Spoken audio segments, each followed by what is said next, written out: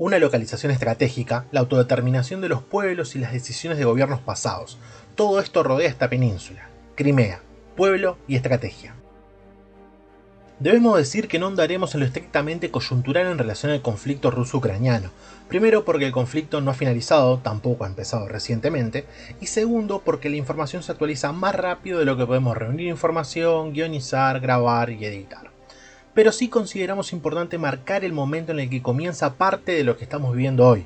Además, tendremos en estas semanas una serie de videos explicando distintos conflictos que son parte de todo esto. En primer lugar, como siempre en geografía o geopolítica, empezamos con su localización. Al sur de Ucrania y bañada por las costas del Mar Negro, esta península es de suma importancia estratégica para los bandos interesados, tanto rusos como ucranianos. Esa importancia está ligada a la conexión Mar Negro, Estrecho de Bósforo y Mar Mediterráneo, y con ello la conexión al resto del mundo. Para Rusia, además, significa el único acceso a aguas navegables todo el año, ya que pese a ser el país con mayor cantidad de kilómetros de costa del mundo, todas ellas se congelan durante el año o son controladas por otros países, como sucede en Kaliningrado con los países escandinavos o con Japón a través de Vladivostok, en la costa más oriental del país. A partir de allí ustedes podrán deducir la importancia que tiene tanto a nivel comercial como a nivel estratégico militar. Pero, ¿cómo comienza todo este problema allí? Para responder esta pregunta es necesario caracterizar socialmente a la población de Crimea y también comentar qué eventos se desencadenan para que Rusia termine anexionando la zona. En Crimea el 60% aproximadamente de la población es étnicamente rusa, también es rusoparlante y en el distrito especial de la ciudad de Sebastopol no es la excepción. De hecho, podemos ver en una encuesta meses antes donde se consultaba sobre la anexión de Rusia a toda Ucrania o de su región y mucha de la población que hoy está en conflicto estaba a favor de ello. Y además, tenemos que explicar brevemente, porque tiene muchísimas aristas, lo que sucede con el Euromaidán, tanto antes como después. A fines del año 2012, la agenda de Kiev estaba fuertemente marcada por los acuerdos por parte del gobierno que exigía a la Unión Europea para su ingreso a la misma. El presidente ucraniano en aquel entonces, Viktor Yanukovych, instó a la Rada Suprema, el Parlamento, para aprobar las leyes requeridas por la Unión, y obviamente continuar con ese proceso.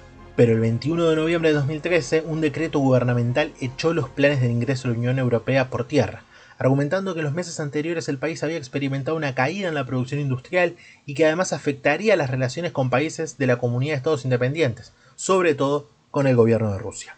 Que podremos hacerlo cuando progresemos y hallemos soluciones a los problemas económicos y cuando se dé la oportunidad de firmar un acuerdo de asociación estratégica con Rusia. A partir de allí comienzan los hechos conocidos como el Euromaidán, semanas de protestas en la Plaza de la Independencia de Kiev, apoyados por varios estados de Occidente y oligarcas ucranianos. Esto llevó al derrocamiento y golpe de estado contra el gobierno de Yanukovych, dando ingreso a Poroshenko, de carácter ultranacionalista. Estas protestas comenzaron con tonos populares, teniendo cierto sentido la cuestión europeísta en Ucrania y su afiliación a la Unión Europea.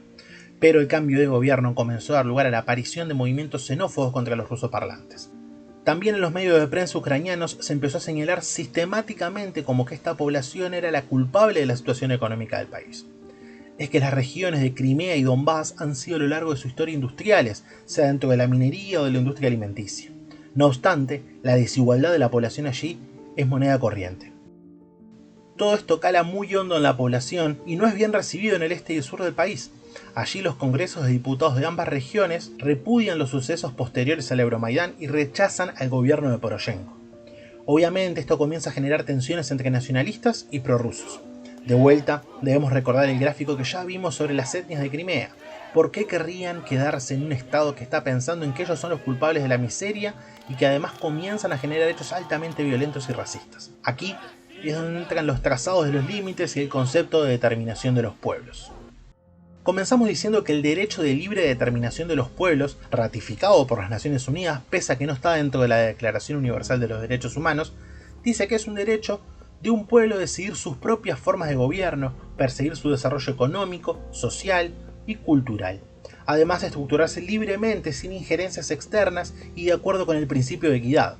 Obviamente estas pautas se dan en un clima de independentismo del neocolonialismo implantado por las potencias imperialistas y proceso que permite, entre otras cosas, la independencia de muchos países que hoy conocemos de África o Asia. pero también muchos interpretan que distintos pueblos o naciones que tengan rasgos identitarios comunes, sea idioma, cultura, religión o un territorio en común, puedan bregar por su derecho a autodeterminarse.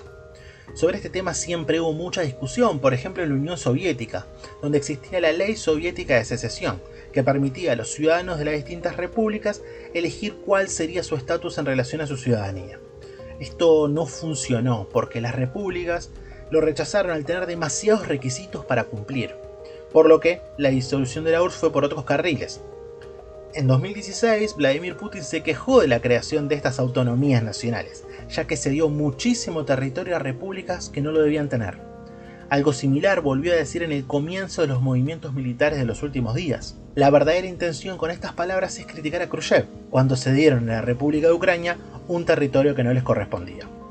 Más allá de todo esto, no podemos obviar que la población de Crimea y de Sebastopol tuvieron su propio referéndum en 2014, con observadores internacionales inclusive, y en donde participaron el 83% de los habitados en Crimea y casi el 90% en Sebastopol.